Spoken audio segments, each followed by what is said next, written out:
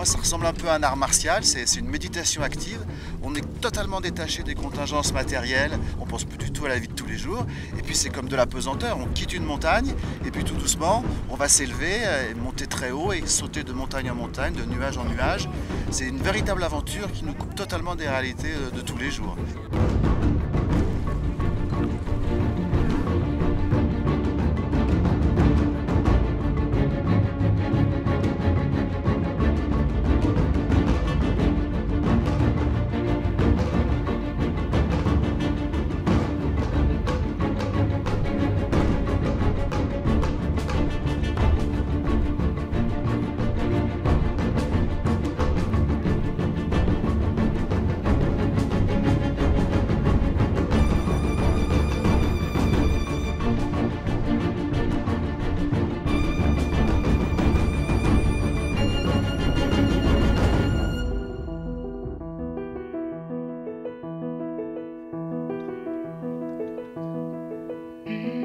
Il est un peu rustique, c'est l'ancêtre des sports du vol libre.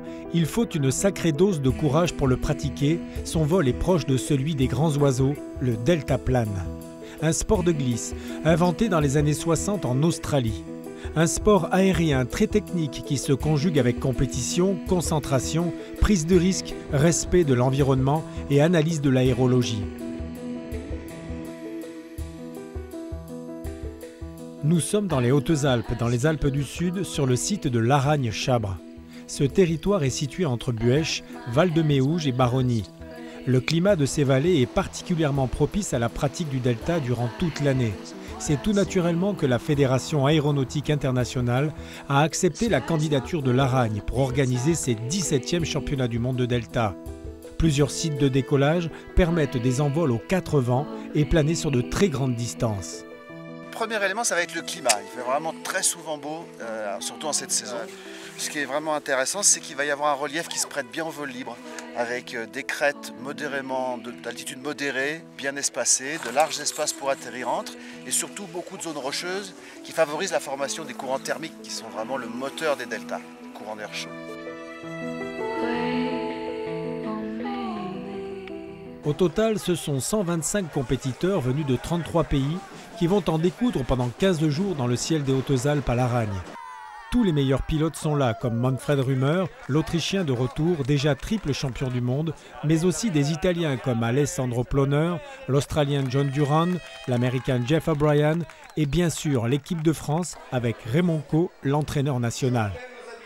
Je viens déclarer ce 17e championnat du monde de delta ouvert en vous souhaitant de bons vols en toute sécurité durant cette compétition. L'occasion également de participer à la Fête de l'air, un événement qui rappelle que ce département des Hautes-Alpes est particulièrement propice à la pratique de tous les sports d'air. Une découverte proposée au grand public.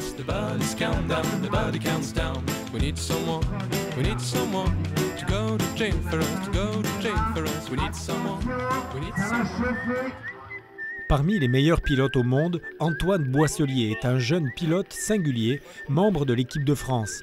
Antoine est passionné par l'air, par tout ce qui vole, sans moteur. Il aime les défis comme participer à ces championnats du monde de delta, pour le plaisir, pour jouer avec la pression, une sorte de clé de la réussite dans ce sport stratégique.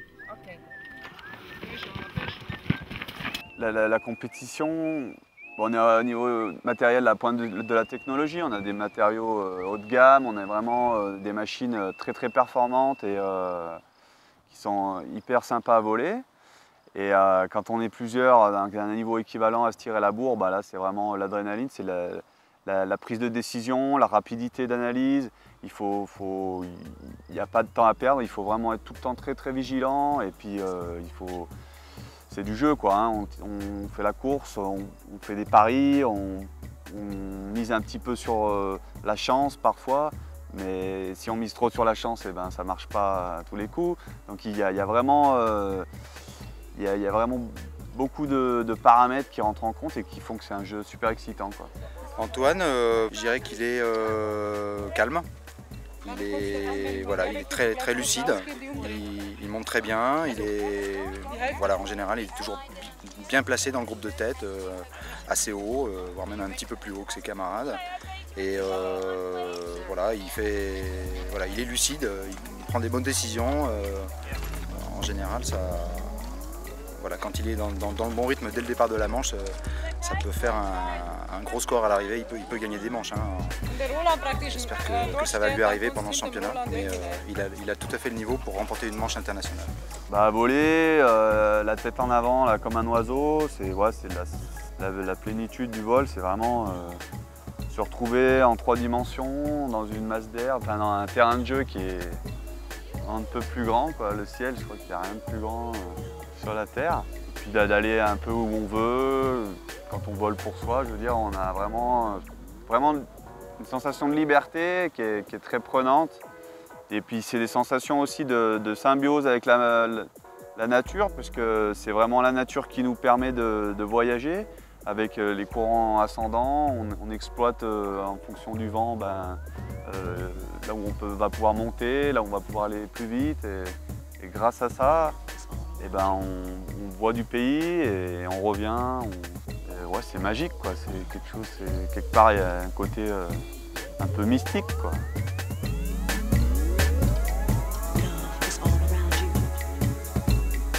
Il faut une météo spécifique pour voler. Le vol libre est un sport qui exploite l'énergie solaire du rayonnement. Le deltiste utilise les courants d'air chaud qui montent, les fameux thermiques. Dès qu'il réussit à s'engouffrer dans le thermique, le pilote effectue des spirales pour grimper. Durant cette compétition au-dessus des Alpes, les distances des manches iront jusqu'à 164 km. Le record du monde actuel est de 705 km.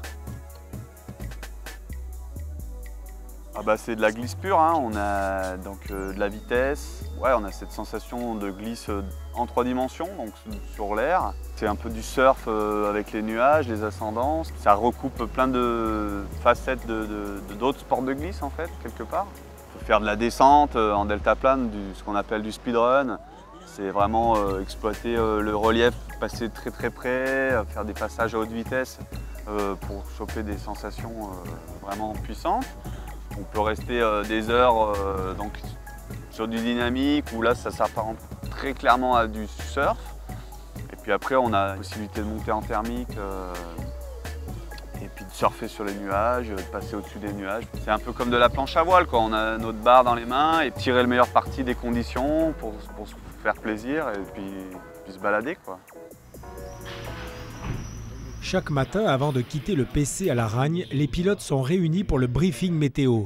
En fonction des informations présentées par Météo France, les organisateurs déterminent le site de décollage et commencent à imaginer la physionomie du parcours de la Manche.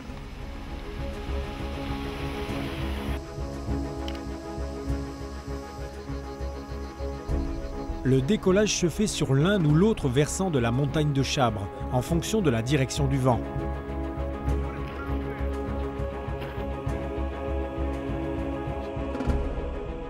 Bonne météo de Météo France. Les thermiques sont bleus, pas beaucoup de cumulus, mais la vallée brise, pas trop de vent. Et à ce moment, elle commence là-bas avec le cumulus, mais pas dans le coin ici. Donc j'espère que ça va bien.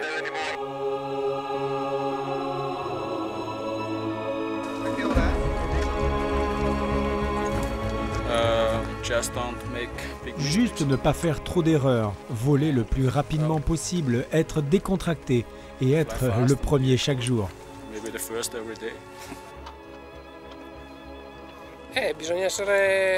Il faut être rapide, comme toujours, comme chaque année, être bien régulier et attentif. Il faut lire le ciel ? Lire le ciel est très important parce que c'est la qualité du ciel qui permet d'aller vite. Si l'on comprend bien d'où vient l'air chaud, qui monte rapidement, l'on comprend comment on peut gagner. Il ne faut pas céder à la pression, il faut déjà bien monter au décollage, bien monter à la base du nuage, bien se placer pour le départ chrono et ensuite bien analyser la météo, les transitions, les placements sur les différents reliefs et tout en essayant d'avancer vite avec la grappe de tête et vers la fin du parcours essayer de prendre la meilleure stratégie pour être des bons. 1 heure avant le décollage des Delta, c'est le briefing général. Une fois que le parcours de la Manche est choisi par le comité de pilotes et la direction de la course, il est très précisément délivré à tous les pilotes qui vont entrer dans leur GPS les coordonnées des balises à survoler dans le circuit ainsi que le but à atteindre pour l'atterrissage final après 112 km de vol. Ce qui serait intéressant de savoir, c'est si on va tenir en dynamique dans la vallée là. Voilà, bah ça. Ah mais attends, mais la vallée elle est orientée comme ça. J'irai voir moi. Ouais, Je vais aller me placer pour aller voir. Et éventuellement, ce qui peut être intéressant, c'est de sortir ici pour se mettre en appui sur la falaise ici. Ils nous ont donné les points de contournement qui sont obligatoires donc pour compléter le circuit. On les a rentrés dans notre GPS qui lui nous indique la direction à suivre et la distance par rapport à tel turn point ou les balises en français. Et donc on suit notre GPS et au fur et à mesure il nous indique la balise d'après et le goal, donc l'atterrissage.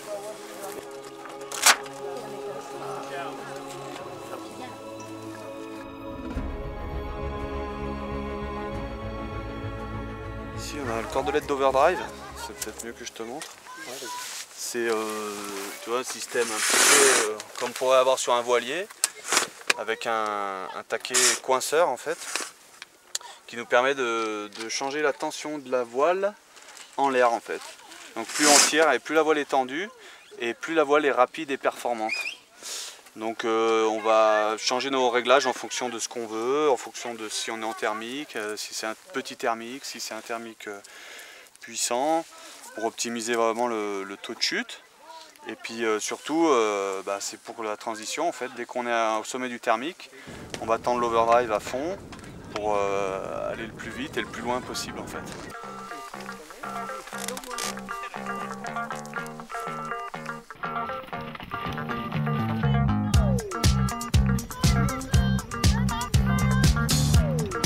Les deltistes décollent toujours face au vent. Il est environ 12h30. Une procédure délicate car l'être humain quitte la Terre. Les énergies de l'air seront sa seule propulsion. Il ne s'agit pas du début réel de l'épreuve chronométrée, mais seulement de permettre à tous les pilotes de se mettre en l'air en sécurité en attendant l'ouverture de la fenêtre de départ.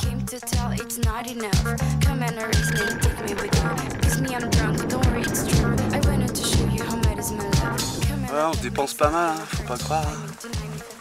Hein. C'est du sport les deltaplanes.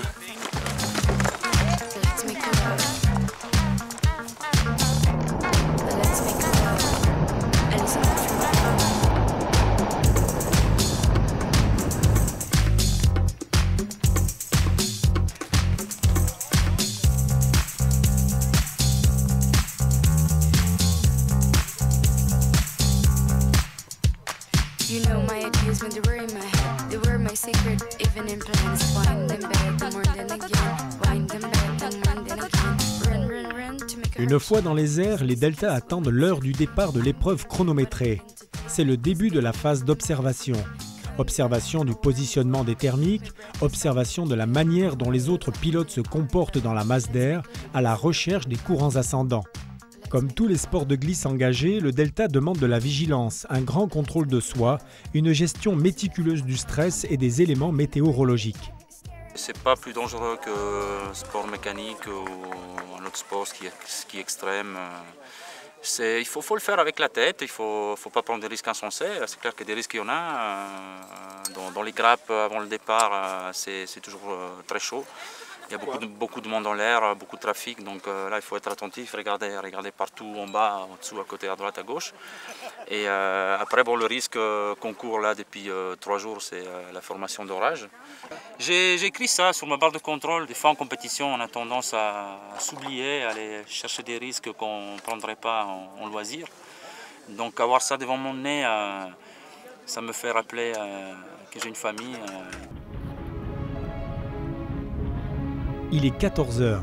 Quelques minutes avant l'ouverture du chronométrage de la Manche, les pilotes sont très haut dans le ciel, le plus haut possible en altitude.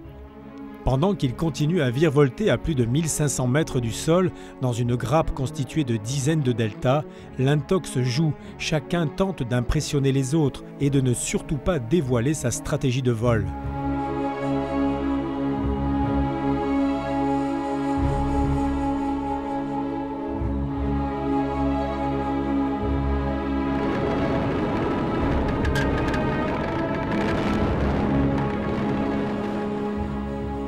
Il est maintenant environ 15h30.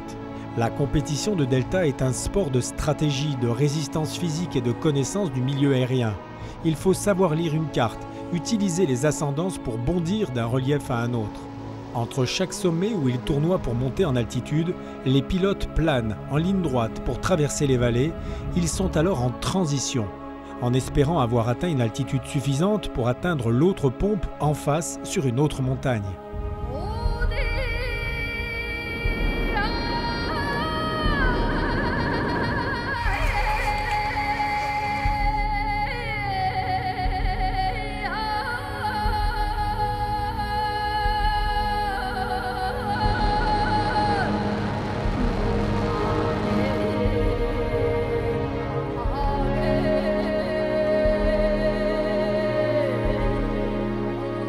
Dans cette zone montagneuse, les ascendances peuvent monter les pilotes jusqu'à 3000 mètres d'altitude, voire plus, pour réaliser leur circuit le plus rapidement possible et atteindre la ligne d'arrivée. C'est ce que l'on appelle une course au but.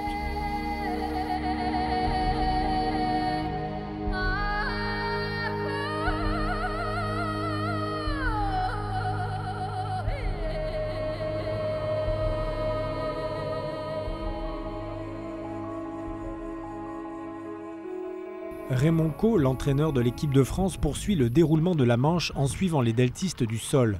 Il reste en permanence en contact radio avec chacun de ses pilotes pour les rassurer, les conseiller parfois. Chacun des pilotes informe les autres de ce qu'ils trouvent en l'air comme thermique, les sommets qu'ils déconseillent parce qu'ils ne produisent pas de bonnes ascendances. C'est ainsi que ce sport stimule l'esprit d'équipe. Pour ça que j'étais, tu peux faire le relais, savoir où sont les autres? On se cramponne à la barre, s'il te plaît. D'accord. Donc c'est un petit peu, ça va être un peu brutal là-bas. Là.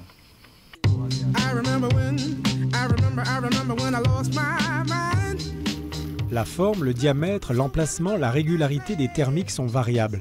Ils évoluent chaque jour. Ils sont parfois cisaillés par des vents, les courants d'air chaud sont mouvants. Lorsque la température continue de grimper, l'air chauffé et humidifié finit par condenser. Des nuages se forment alors. Ce sont des cumulus.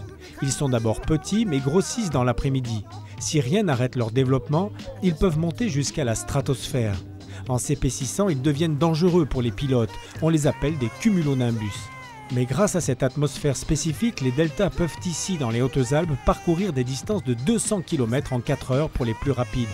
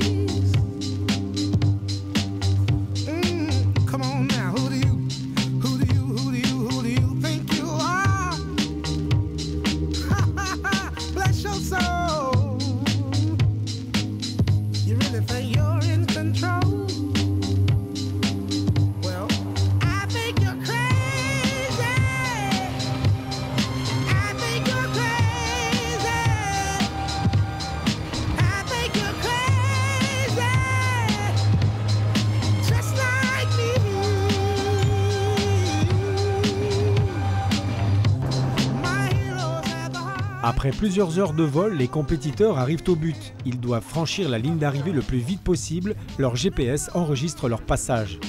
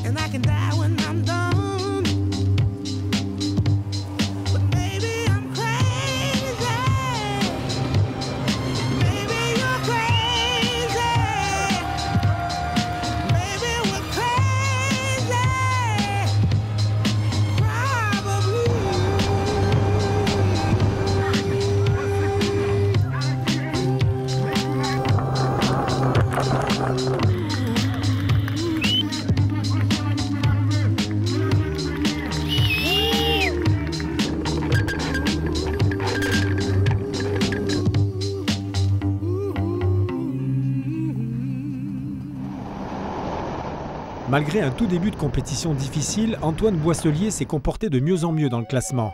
En ce dernier vol de la compétition de retour à l'Aragne, il est surpris d'apprendre que Manfred Rümer, encore premier au classement général la veille, figure légendaire du delta de compétition, s'est vaché au passage de la première balise en tout début de vol. Grâce à sa belle performance, Antoine commence à comprendre qu'il rentre dans le top 10 des 10 meilleurs pilotes de delta du monde. Moyen quoi. Manfred, il est là? Ouais, il est posé. Il peut... Mais depuis 2 heures. Comment ça? Bah, il s'est vaché. Non. Ouais. Non. Ouais. Premier point. Non. Première balise. Oh putain. Posez la première balise. That's good for Johnny, non? À la surprise générale, l'Italien Alessandro Plouner devient le premier Italien champion du monde de delta devant l'Australien John Durand et l'Autrichien Thomas Vansenberger. Manfred Rümer finira 10e. Non è stato un bel volo, troppo stress. Ce n'est pas un bon vol, trop stressant. Lorsque l'on m'a dit que Manfred avait atterri, on n'arrivait plus à voler. On n'avançait plus et il ne nous restait plus qu'à essayer de rentrer. Et qu'est-ce qui fait que vous avez gagné? La volonté de voler. Après chaque vol, les arbitres officiels de la FAI vérifient si les points de passage, les balises, ont bien été franchis par les pilotes. Ils doivent visualiser les enregistrements des GPS validés et attribuer les points en fonction du classement des arrivées.